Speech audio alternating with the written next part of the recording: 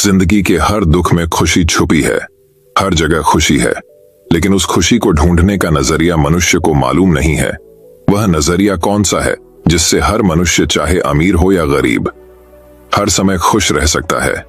तो इस नजरिए के पीछे का एक रहस्य हम आज के इस वीडियो में कहानियों के माध्यम से जानेंगे। तो बिना देर किए चलिए उन कहानियों की शुरुआत करते हैं। पहली कहानी, खुश रहने का रहस्य। बहुत समय पहले की बात है। एक गांव में एक महात्मा रहते थे। आसपास के गांवों के लोग अपनी समस्याओं और परेशानियों के समाधान के लिए महात्मा के पास जाते थे और संत उनकी समस्याओं परेशानियों को दूर करके उनका मार्गदर्शन करते थे। एक दिन एक व्यक्ति ने महात्मा से पूछा, गुरुवर, संसार में खुश रहने का रहस्य क्या है? महात्मा ने उससे कहा कि तुम मेरे साथ जंगल में चलो, मैं तुम्हें खुश रहने का रहस्य बताता हूं। उसके बाद महात्मा और वह व्यक्ति जंगल की तरफ चल दिए। रास्ते में चलते हुए महात्मा ने एक बड़ा सा पत्थर उठाया और उस व्यक्ति को देते हुए कहा कि इसे पकड़ ढो और चलो। उस व्यक्ति ने वह पत्थर लिया और वह महात्मा के साथ साथ चलने लगा। कुछ देर बाद उस व्यक्ति के हाथ में दर्द होने लगा, लेकिन वह चुप रहा और चलता रहा। जब चलते चलते बहुत समय बीत गया और उस व्यक्ति से दर्द सहा नहीं गया, तो उसने महात्मा से कहा कि उसे बहुत दर्द हो रहा है। महात्मा ने कहा कि इस पत्थर को नीचे रख दो। पत्थर को नीचे रखते ही उस व्यक्ति को बड़ी राहत मिली। तब महात्मा ने उससे पूछा, जब तुमने पत्थर को अपने हाथ में उठा रखा था तब तुम्हें कैसा लग रहा था? उस व्यक्ति ने कहा, शुरू में दर्द कम था तो मेरा ध्यान आप पर ज्यादा था, पत्थर पर कम था। लेकिन जैसे जैसे दर्द बढ़ता गया मेरा ध्यान आप पर से कम होने लगा और पत्थर पर ज्यादा होने लगा, और एक समय मेरा पूरा ध्यान पत्थर पर आ गया और मैं इससे अलग कुछ नहीं सोच पा रहा था। तब महात्मा ने उससे दोबारा पूछा, जब तुमने पत्थर को नीचे रखा तब तुम्हें कैसा महसूस हुआ? इस पर उस व्यक्ति ने कहा, पत्थर नीचे रखते ही मुझे बहुत राहत महसूस हुई और खुशी भी महसूस हुई। तब महात्मा ने कहा कि यही है खुश रहने का रहस्य। इस पर वह व्यक्ति बोला, गुरुवर, मैं कुछ समझा नहीं। तब महात्मा ने उसे समझाते हुए कहा, जिस तरह इस पत्थर को थोड़ी देर हाथ में उठाने पर थोड़ा सा दर्द होता है, थोड़ी और ज्यादा देर उठाने पर थोड़ा और ज्यादा दर्द होता है, और अगर हम इसे बहुत देर तक उठाए रखेंगे तो दर्द भी बढ़ता जाएगा। उसी तरह हम दुखों के बोझ को जितने ज्यादा समय तक उठाए रखेंगे हम उतने ही दुखी और निराश रहेंगे। यह हम पर निर्भर करता है कि हम दुखों के बोझ को थोड़ी सी देर उठाए रखते हैं या उसे जिंदगी भर उठाए रहते हैं। इसलिए अगर तुम खुश रहना चाहते हो तो अपने दुख रूपी पत्थर को जल्दी से जल्दी नीचे रखना सीख लो, और अगर संभव हो तो उसे उठाओ ही नहीं। तो दोस्तों, इस कहानी से हमें ये शिक्षा मिलती है कि यदि हमने अपने दुख रूपी पत्थर को उठा रखा है तो शुरू में हमारा ध्यान अपने लक्ष्यों पे ज्यादा तथा दुखों पर कम होगा, लेकिन अगर हमने अपने दुख रूपी पत्थर को लंबे समय से उठा रखा है तो हमारा ध्यान अपने लक्ष्यों से हटकर हमारे दुखों पर आ जाएगा, और तब हम अपने दुखों के अलावा कुछ नहीं सोच पाएंगे और अपने दुखों में ही डूबकर परेशान होते रहेंगे और कभी भी खुश नहीं रह पाएंगे। इसलिए अगर आपने भी कोई दुख रूपी पत्थर उठा रखा है तो उसे जल्दी से जल्दी नीचे रखिए। मतलब अपने दुखों को, टेंशन को अपने दिलो दिमाग से निकल फेंकिए और खुश रहिए। तो दर्शकों, चलिए अब हमारे दूसरे कहानी की शुरुआत करते हैं। दूसरी कहानी, सच्ची खुशी। दोस्तों, चाहे आप 100 सालों तक की लंबी जिंदगी जी लो, लेकिन आपको जो सबसे ज्यादा समय याद रहेगा या आपने जिस दौर में खुलकर जिंदगी जी होगी वह दौर होगा बचपन का। बचपन में भी आपका स्कूल टाइम आपको मरते दम तक नहीं भूलता है। यही वो टाइम होता है जब हम अपने जीवन में सबसे ज्यादा खुश होते हैं, सबसे ज्यादा सीख पाते हैं। जिंदगी की ज्यादातर बड़ी सीखें हमें इसी स्कूल टाइम के दौरान मिलती है। आज की कहानी भी इसी दौर पर आधारित है। धीरेन का रिजल्ट उसके हाथों में था। क्लास में अव्वल आने के लिए जितने मार्क्स चाहिए उतने उसको मिले थे, लेकिन उसके चेहरे से वह खुशी गायब थी जो अव्वल आने पर होती है। उसे समझ में नहीं आ रहा था आर्यन को हराने के बावजूद वह खुश क्यों नहीं हो पा रहा है। आखिर यही तो वह चाहता था। आर्यन और धीरेन एक ही क्लास में पढ़ाई करते थे, जहां आर्यन बहुत मेहनती, शांत और समझदार बच्चा था। वही धीरेन को पढ़ाई में बिल्कुल मन नहीं लगता था, उसे हर वक्त कोई ना कोई शरारत सूझती थी। वह हमेशा कुछ ना कुछ करके आर्यन को परेशान करता रहता था। उसे लगता था अगर आर्यन को किसी तरह पढ़ाई से दूर रखा जाए और परेशान किया जाए तो वह भी अच्छे नंबर नहीं ला पाएगा और इस तरह वह भी उसकी तरह ही कम नंबर आने वाले लड़कों में शामिल हो जाएगा। अपनी इस शरारती सोच को सच करने के लिए धीरेन आए दिन कुछ ना कुछ गड़बड़ियां कर आर्यन को मुसीबत में डाल देता। एक बार उसने आर्यन की होमवर्क की हुई नोटबुक उसके बस्ते से निकाल ली ताकि जब टीचर उससे होमवर्क मांगे तो वह असहज हो जाए और उसे डांट खानी पड़े। हुआ भी उसी के अनुसार उस दिन टीचर ने होमवर्क ना करने के लिए आर्यन को बहुत डांट लगाई। ये डांट जैसे धीरेन को अपना जीता हुआ कोई मेडल मालूम हो रही थी। वह आर्यन को परेशानी में डालकर मंद मंद मुस्कुरा रहा था, लेकिन आर्यन इतनी जल्दी हार मानने वालों में से नहीं था। वह तुरंत इस घटना को भूल गया और फिर से अपने अभ्यास में लग गया। लेकिन धीरेन को चैन कहां पड़ने वाला था। वह भी लगातार अपनी शरारतें और आर्यन के खिलाफ शैतानियां करने से पीछे नहीं हटता था। कभी उसका बस्ता छुपा देता, कभी उसका टिफिन खा लेता, कभी उसके जूते फेंक देता और पता नहीं क्या क्या करके वह आर्यन को हमेशा ऐसी सिचुएशन में डालने का प्रयास करता जिससे उसका ध्यान पढ़ाई से भटक जाए। इन शैतानियों में अब क्लास के बाकी के शैतान बच्चे भी उसका साथ देते। उन्हें धीरेन को आर्यन के खिलाफ उकसाने में बड़ा मजा आता। दूसरी तरफ आर्यन के ग्रुप के समझदार और पढ़ाकू बच्चे उसे पढ़ाई करने के लिए प्रोत्साहित करते। आर्यन इतनी सारी मुसीबतों के बावजूद अपनी पढ़ाई किसी तरह पूरी कर ही लेता और हमेशा अपने क्लास में अव्वल आता। धीरेन के मन में पढ़ाई ना कर पाने के कारण और आर्यन के हमेशा अच्छे नंबर आने के कारण हीन भावना बढ़ने लगी थी। वह कुछ भी करके आर्यन को हराना चाहता था, पीछे छोड़ना चाहता था। जल्द ही परीक्षा का समय आ गया। धीरेन के बदमाश दोस्तों में से एक ने उसे परीक्षा में पूछा जाने वाला पेपर लाकर दिया। धीरेन की आंखों में चमक आ गई। उसने सोचा अब वह आर्यन को जरूर पीछे छोड़ देगा और हुआ भी कुछ वैसा ही, क्योंकि वही पेपर परीक्षा में पूछा गया था जिसके उत्तर जिले में अच्छे से तैयार कर लिए थे। रिजल्ट के दिन सभी विषयों में हाईएस्ट मार्क्स के साथ धीरेन क्लास में अव्वल आया था। आर्यन अव्वल ना आने पर थोड़ा सा निराश जरूर था, लेकिन दुखी नहीं। वह धीरेन के पास आया, उसे क्लास में प्रथम आने पर खूब सारी बधाई दी और उसे गले से लगा लिया। आर्यन का यह बर्ताव धीरेन की एक्सपेक्टेशन से बिल्कुल परे था। हमेशा आर्यन को परेशान करने के बाद और हमेशा उसका बुरा सोचने के बाद भी आर्यन ने जब उसे गले से लगाया और उसे बधाई दी, तब आर्यन की अच्छाइयों ने धीरेन के जमीर को पूरी तरह से झकझोर दिया। उसे अपना हर वह बुरा बर्ताव याद आया जो उसने कभी आर्यन के साथ किया था और अब उसे अंदर ही अंदर उसका पछतावा होने लगा। वर्ग शिक्षक ने सभी टॉप के विद्यार्थियों को बधाई दी और अव्वल आए धीरेन को अपने पास बुलाया। जब शिक्षक उसकी तारीफ करने लगे तो धीरेन बीच में ही उन्हें रोककर बोल पड़ा, सर, दरअसल में अव्वल नहीं आया, अव्वल आया है आर्यन, क्योंकि मैंने चीटिंग की है। पश्चाताप की आग में जल रहे धीरेन ने यह जानते हुए भी कि उसके कबूल करने पर उसे स्कूल से भी निकाला जा सकता है, फिर भी उसने सच्चाई कबूल कर ली। वो अपने किए पर रोने लगा। क्लास के सबसे शरारती लड़के को इस तरह टूटता देख पूरा क्लास शांत हो गया।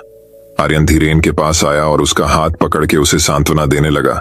वर्ग के शिक्षक में और बाद में प्रिंसिपल ने भी उसके पछतावे को समझा और उसको दूसरी बार परीक्षा देने का मौका दिया। दोस्तों, छोटी सी यह कहानी हमें सिखाती है कि सच्ची खुशी के लिए सच्चाई का रास्ता भी उतना ही जरूरी है।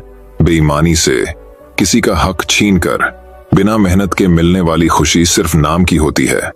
जब हम मेहनत करके ईमानदारी से जीत हासिल करते हैं और उससे जो खुशी मिलती है वही सच्ची खुशी होती है। तो दर्शकों, चलिए अब हमारे तीसरी कहानी की शुरुआत करते हैं। तीसरी कहानी, खुशी की तलाश। राजा गिफार्ड एक शांतिपूर्ण और शक्तिशाली राज्य पर शासन करते थे। उनकी प्रजा उन्हें पूजती थी और पूरी तरह उन पर विश्वास करती थी। साम्राज्य बहुत सुखी था। राजा का एक युवा पुत्र राजकुमार जोनाश था। बुद्धिमान, प्रतिभाशाली और खूबसूरत युवक जोनाश कुछ दिनों से गहरी अप्रसन्नता की स्थिति में था। अनेक प्रयासों के बाद भी राजा समझ नहीं पा रहा था कि उसका पुत्र हर समय इतना दुखी क्यों रहता है। राजकुमार अक्सर अपने कमरे की खिड़की के पास बैठकर शून्य दृष्टि से खिड़की से बाहर देखता रहता। उसे अपने आसपास घट रही घटनाओं में कोई दिलचस्पी नहीं थी। भव्य समारोहों और शाही उत्सवों में भी वह अप्रभावित सा रहता। राजा गिफ्ट बहुत दिनों तक यह सहन नहीं कर पाए और उन्होंने अपने पुत्र से यह पूछने का निर्णय किया कि कौन सी बात उसे परेशान कर रही है। जोनाश, कौन सी बात तुम्हें इतना खाए जा रही है?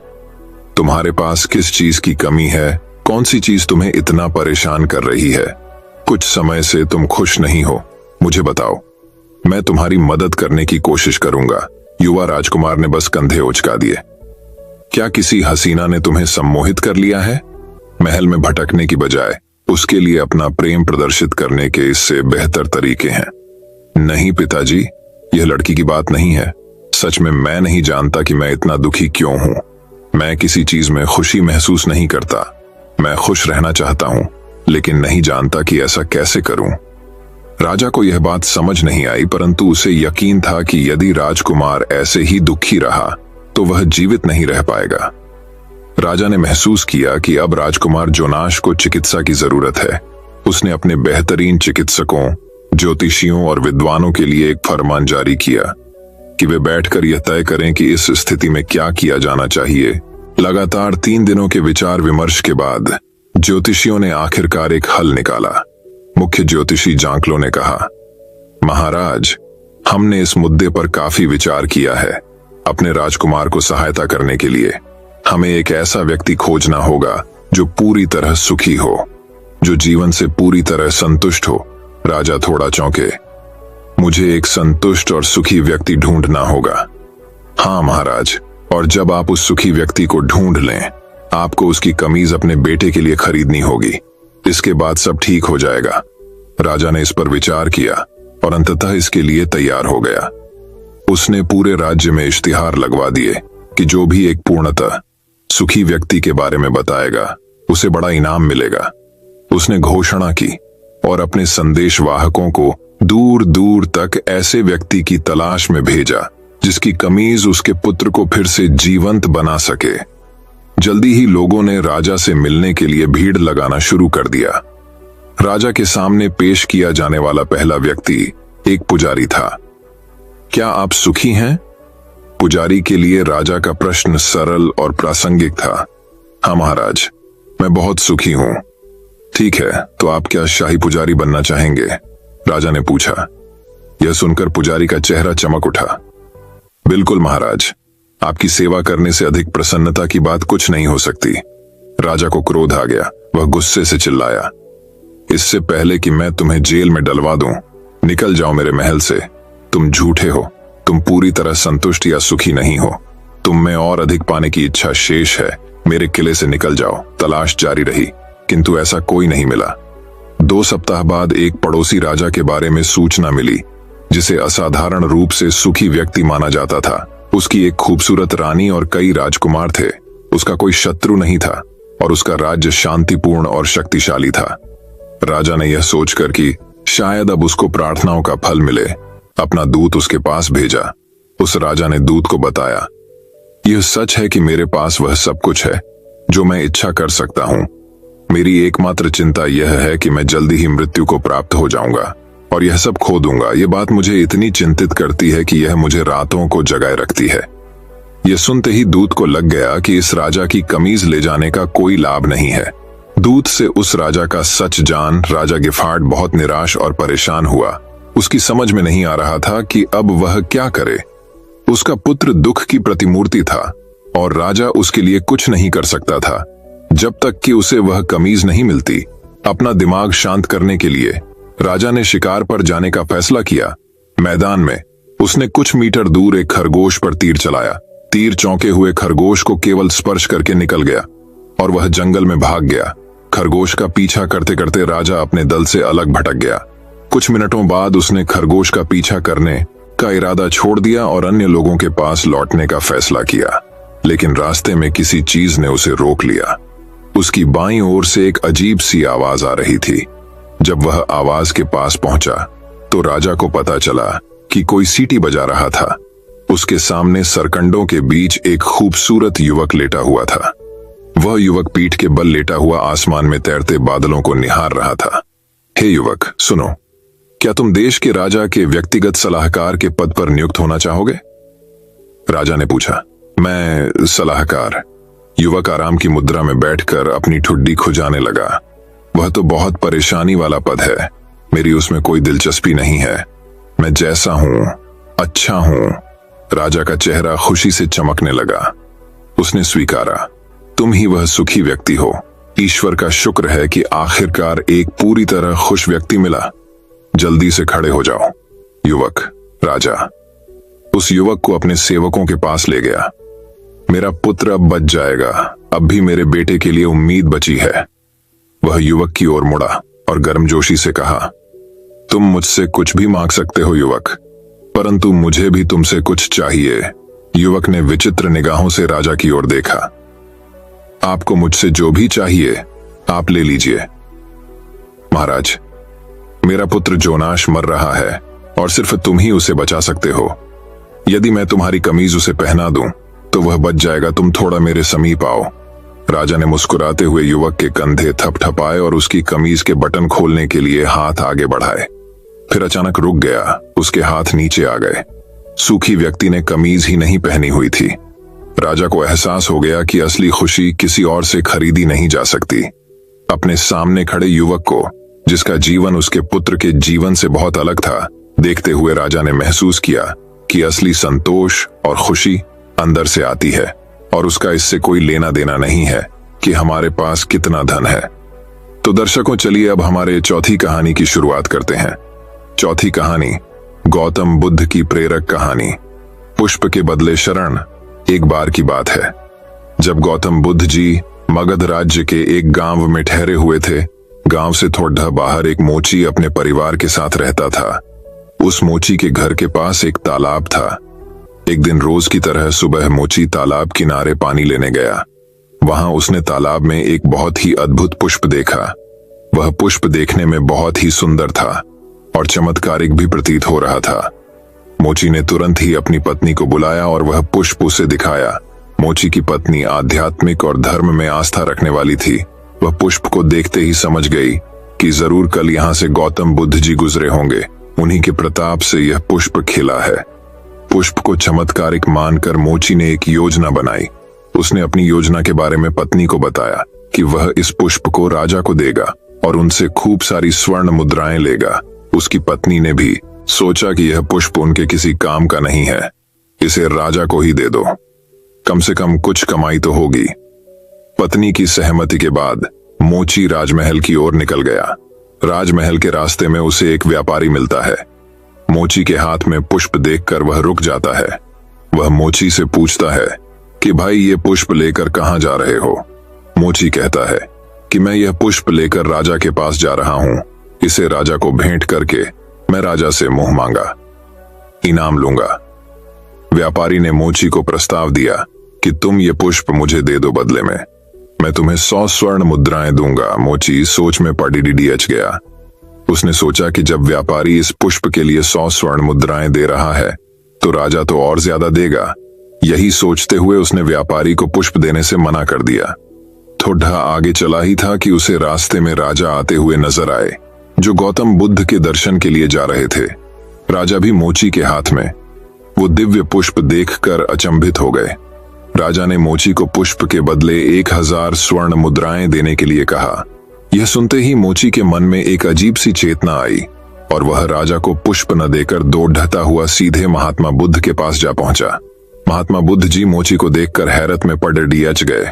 उन्होंने मोची से पूछा तो मोची ने उन्हें सारी बात बताई। इसके बाद मोची ने वह पुष्प महात्मा गौतम बुद्ध के चरणों में अर्पित किया और उनसे कहा कि पहले तो मेरे मन में पुष्प को देखकर लालच आ गया था, लेकिन अब मैं समझ गया हूं कि जिसकी छाया पड़े डाचने से ही एक पुष्प इतना दिव्य हो गया हो, अगर उसकी शरण में मैं चला जाऊं तो मेरा जीवन भी धन्य हो जाएगा। इसके बाद वह आजीवन महात्मा गौतम बुद्ध का शिष्य बनकर रहा। कहानी से सीख। इस कहानी ने हमें सिखाया कि हमारी जिंदगी में हमें बहुत सी चीजें अपनी तरफ आकर्षित करती हैं, लेकिन हमें उनके लालच में न फंसकर अपने ज्ञान का प्रयोग करके जीवन में सही राह को चुनना चाहिए। तो दर्शकों, चलिए अब हमारे 5वीं कहानी की शुरुआत करते हैं। 5वीं कहानी, सबसे खुश पक्षी। एक कौवा एक वन में रहा करता था। उसे कोई कष्ट नहीं था और वह अपने जीवन से पूरी तरह संतुष्ट था। एक दिन उड़ते हुए वह एक सरोवर के किनारे पहुंचा। वहां उसने एक उजले सफेद हंस को तैरते हुए देखा। उसे देखकर वह सोचने लगा, यह हंस कितना सौभाग्यशाली है जो इतना सफेद और सुंदर है। इधर मुझे देखो, मैं कितना काला और बदसूरत हूं। यह हंस अवश्य इस दुनिया का सबसे खुश पक्षी होगा। वह हंस के पास गया और अपने मन की बात उसे बता दी। सुनकर हंस बोला, नहीं मित्र, वास्तव में ऐसा नहीं है।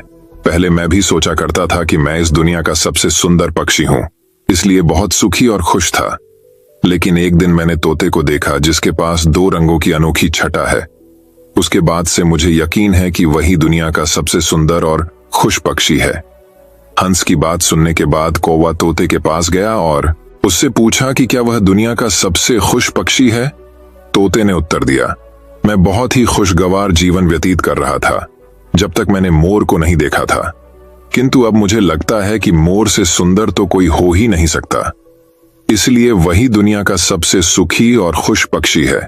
इसके बाद कौवा मोर की खोज में निकला। उड़ते वह एक चिड़िया घर पहुंचा।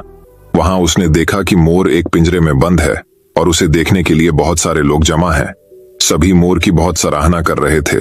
सबके जाने के बाद कौवा मोर के पास गया और उससे बोला, तुम कितने सौभाग्यशाली हो जो तुम्हारी सुंदरता के कारण हर रोज हजारों लोग तुम्हें देखने आते हैं। मुझे तो लोग अपने आसपास भी फटकने नहीं देते और देखते ही भगा देते हैं। तुम इस दुनिया के सबसे खुश पक्षी हो ना। कौवे की बात सुनकर मोर उदास हो गया। वह बोला, मित्र, मुझे भी अपनी सुंदरता पर बड़ा गुमान था।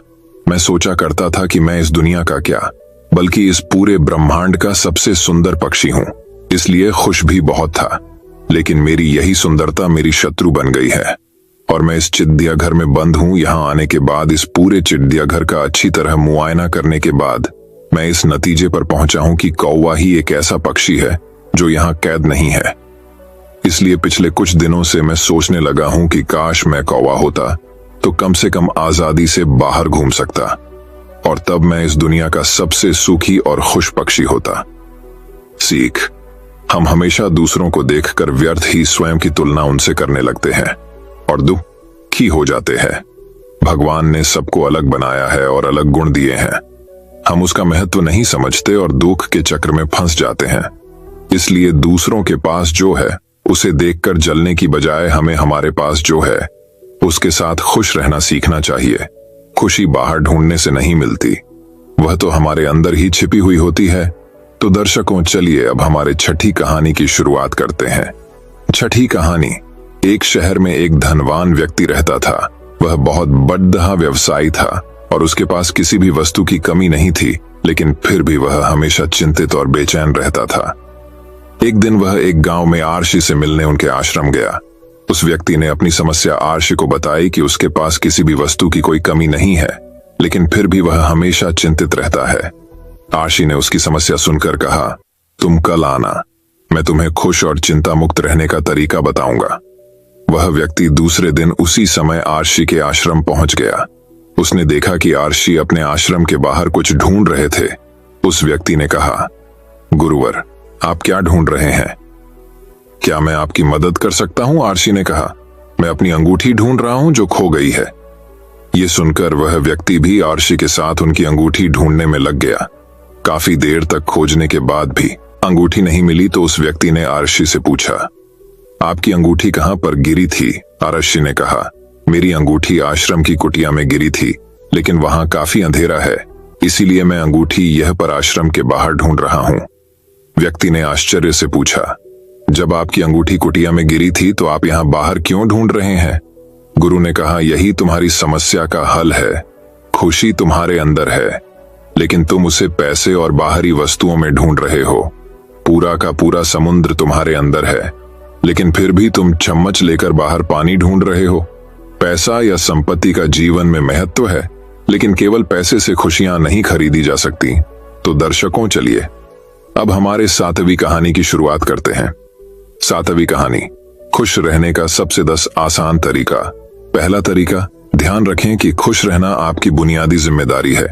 किसी इंसान की पहली और सबसे महत्वपूर्ण जिम्मेदारी एक खुशमिजाज प्राणी होने की है। खुश रहना जीवन का चरम पहलू नहीं है, ये जीवन का बुनियादी पहलू है। अगर आप खुश नहीं हैं, तो आप अपने जीवन में क्या कर सकते हैं? एक बार आप खुश हों तभी दूसरी महान संभावनाएं खुलती हैं। चाहे आप जो भी करें, आप अपने अंदरूनी गुणों को ही विस्तार देते हैं और जगाते हैं, चाहे आप इस बात को पसंद करें या नहीं।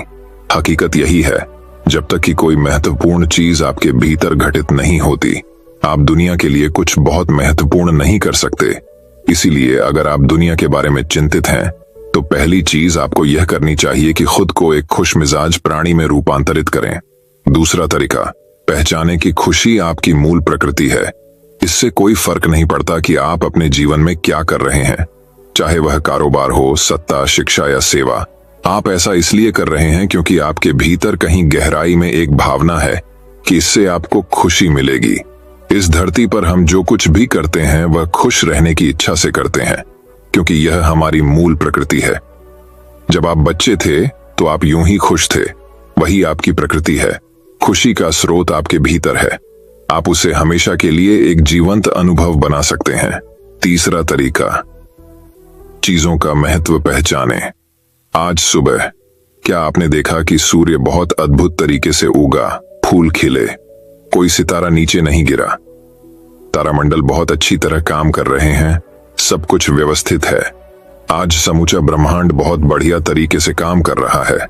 मगर आपके दिमाग में आया किसी विचार का एक कीड़ा आपको यह मानने पर मजबूर कर देता है कि आज बुरा दिन है। कष्ट मुख्य रूप से इसलिए होता है क्योंकि ज्यादातर इंसान इस जीवन के प्रति सही नजरिया खो बैठे हैं। उनकी मनोवैज्ञानिक प्रक्रिया अस्तित्व की प्रक्रिया से कहीं बड़ी हो गई है, या सीधे सीधे कहें तो आपने अपनी रचना को सृष्टा की सृष्टि से कहीं अधिक महत्वपूर्ण बना दिया है। यह सारी पीड़ा का बुनियादी स्रोत है। हम इस बात की पूरी समझ खो बैठे हैं कि यहाँ जीवित रहने के क्या मायने हैं। आपके दिमाग में आया कोई विचार या आपके मन की कोई भावना फिलहाल आपके अनुभव की प्रकृति को तय करती है, और यह भी हो सकता है कि आपके विचार और भावना का आपके जीवन की सीमित हकीकत से कोई लेना देना ना हो। पूरी सृष्टि बहुत बढ़िया तरीके से घटित हो रही है, मगर सिर्फ एक विचार या भावना सब कुछ नष्ट कर सकती है। चौथा तरीका, मन या दिमाग को उसके असली रूप में देखें। जिसे आप मेरा मन कहते हैं, वह असल में आपका नहीं है, आपका अपना कोई मन नहीं है। कृपया इस पर ध्यान दें। जिसे आप मेरा मन कहते हैं, वह बस समाज का कूड़ेदान है। कोई भी और हर कोई जो आपके पास से गुजरता है, वह आपके दिमाग में कुछ न कुछ डाल जाता है।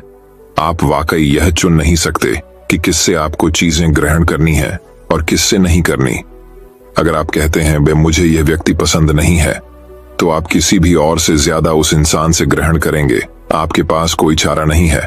अगर आपको इस बात की जानकारी हो कि उसे ठीक करके कैसे इस्तेमाल करना है, तो यह कूड़ेदान उपयोगी हो सकता है। असर और जानकारी का यह ढेर जो आपने जमा किया है, वह सिर्फ दुनिया में जीवित रहने के लिए उपयोगी है। आप कौन हैं, इससे उसका कोई संबंध नहीं है।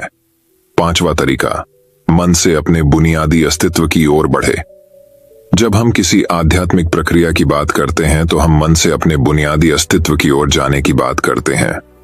जीवन का संबंध इस सृष्टि से है जो यहाँ मौजूद है। उसे पूरी तरह जानना और उसके असली रूप में उसका अनुभव करना, अपने मन मुताबिक उसे विकृत न करना ही जीवन है। अगर आप अस्तित्व की हकीकत की ओर बढ़ना चाहते हैं, तो सरल शब्दों में आपको बस इस बात का ध्यान रखना होगा कि जो आप सोचते हैं वह महत्वपूर्ण नहीं है, जो आप महसूस करते हैं वह महत्वपूर्ण नहीं है। आप जो सोचते हैं उसका हकीकत से कोई लेना देना नहीं है, उसका जीवन के लिए कोई बड़ा महत्व नहीं है। मन बस उन फालतू चीजों में उलझा रहता है जो आपने कहीं और से इकट्ठा किया है। अगर आपको वह महत्वपूर्ण लगता है, तो आप कभी उसके परे नहीं देख पाएंगे। आपका ध्यान स्वाभाविक रूप से उस दिशा में जाता है जिसे आप महत्वपूर्ण मानते हैं। अगर आपके विचार और आपकी भावनाएं आपके लिए अहम हैं, तो स्वाभाविक रूप से आपका सारा ध्यान वहीं होगा। मगर यह सिर्फ एक मनोवैज्ञानिक हकीकत है। इसका अस्तित्व में मौजूद चीजों से कोई लेना देना नहीं है। कष्ट हम पर बरसाया नहीं जाता, उसे पैदा किया जाता है, और उसे बनाने वाला कारखाना आपके मन में है। अब इस कारखाने को बंद करने का समय है। छठा तरीका, पाने की कोशिश न करें, अभिव्यक्त करना शुरू करें। आज हम इतने जोर शोर से खुशी की तलाश कर रहे हैं कि धरती का जीवन ही खतरे में पड़ गया है। खुशी की तलाश में न रहें, दुनिया में अपनी खुशी को अभिव्यक्त करना जानें। अगर आप मुड़कर अपने जीवन को देखें तो आपके जीवन के सबसे खूबसूरत पल वे थे जब आप अपनी खुशी को अभिव्यक्त कर रहे थे, न कि जब आप उसकी तलाश कर रहे थे। जो आप बचाते हैं वह कभी आपका गुण नहीं होगा, जो आप फैलाते हैं, जो आप बिखेरते हैं, वह आपका गुण होगा। अगर आप अपनी खुशी को बचा बचा कर रखेंगे तो जीवन के अंत में कोई ऐसा नहीं कहेगा उसने अपने अंदर खुशी का एक एक अंश बचा कर रखा, वह बहुत खुशी के साथ मरा। वे कहेंगे यह भयानक प्राणी अपनी जिंदगी में कभी मुस्कुराया तक नहीं। लेकिन अगर आप हर दिन अपनी खुशी और प्यार को फैलाएंगे तो लोग कहेंगे अरे वह एक खुश मिजाज और प्यार करने वाला इंसान था। 7वां तरीका, मुस्कुराइए। सुबह जब आप उठते हैं तो पहली चीज आपको यह करनी चाहिए कि आप मुस्कुराएं। किस पर? किसी पर नहीं, क्योंकि आप जगे। ये कोई छोटी बात नहीं है। लाखों लोग जो कल रात सोए थे आज नहीं उठे, मगर आप और मैं उठे। क्या यह बहुत बढ़िया बात नहीं है कि आप जगे, इसलिए अपने जगने पर मुस्कुराइए। इसके बाद आसपास देखिए और अगर कोई है तो उन्हें देखकर मुस्कुराइए। बहुत सारे लोगों के साथ ऐसा हुआ कि उनका कोई प्रियजन आज सुबह नहीं जगा।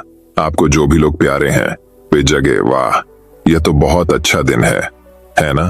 फिर बाहर जाइए और पेड़ों को देखिए, वे भी पिछली रात को नष्ट नहीं हुए।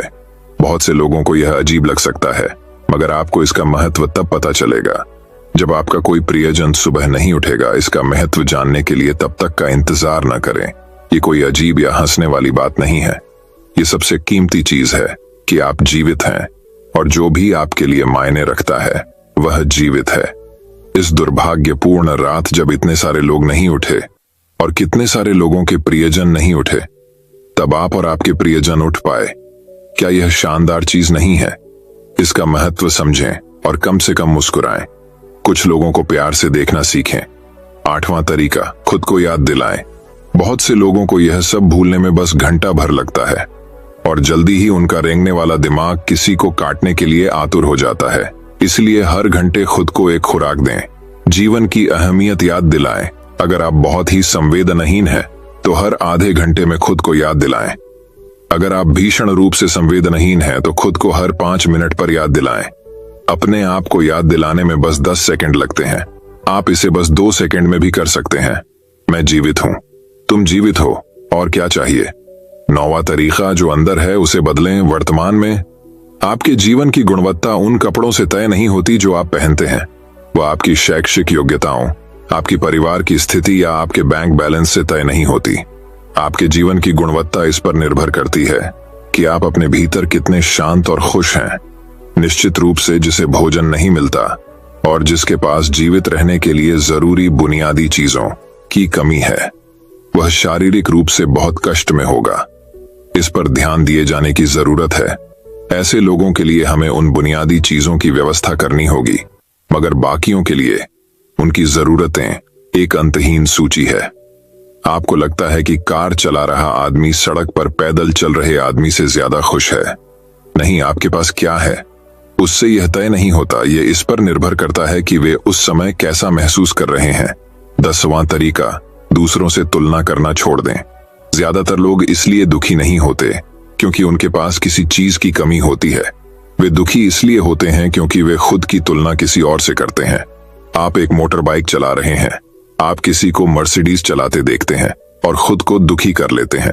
साइकिल पर चलने वाला कोई व्यक्ति आपको मोटर बाइक पर देखता है और यह उसके लिए लिमोसीन है। पैदल चलता कोई व्यक्ति साइकिल को देखकर सोचता है, अरे वाह, अगर मेरे पास सिर्फ यह साइकिल होती तो मैं अपनी जिंदगी में क्या क्या कर लेता। ये एक बेवकूफाना खेल है जो चलता रहता है। जो लोग खुश रहने के लिए बाहरी हालात पर निर्भर रहते हैं, वे कभी अपनी जिंदगी में सच्ची खुशी नहीं महसूस कर पाएंगे। निश्चित रूप से अब समय है कि हम अपने अंदर झांकें और देखें कि हम किस तरह खुशहाली में रह सकते हैं। जीवन के अपने अनुभव से आप साफ साफ देख सकते हैं कि सच्ची खुशी आपको तभी मिलती है जब आपके अंतर्मन में बदलाव आता है। जब आप खुश होने के लिए बाहरी स्थितियों पर निर्भर होते हैं तो आपको समझना चाहिए कि बाहरी हालात कभी भी 100% आपके अनुकूल नहीं होते। जब यह हकीकत है तो कम से कम इस एक इंसान यानी कि आप को उस तरह रहना चाहिए जैसे आप रहना चाहते हैं। अगर आप अपने अंदर उस तरह होते हैं जिस रूप में आप खुद को रखना चाहते हैं तो आप कुदरती तौर पर खुश होंगे। ये कोई ऐसी चीज नहीं है जिसे आपको खोजना पड़े। अगर आप अपनी मूल प्रकृति में वापस चले जाते हैं तो आप सिर्फ खुश ही रहेंगे। दोस्तों, मैं उम्मीद करता हूं कि यह कहानी सुनने से आपके जीवन में अच्छे बदलाव आए होंगे। आपको इस वीडियो से क्या सीखने मिला ये कमेंट करके जरूर बताएं और अपने परिवार, दोस्तों या आपके करीबी इंसान के साथ ये कहानी शेयर करके उन्हें भी इस ज्ञान से परिचित करवाएं।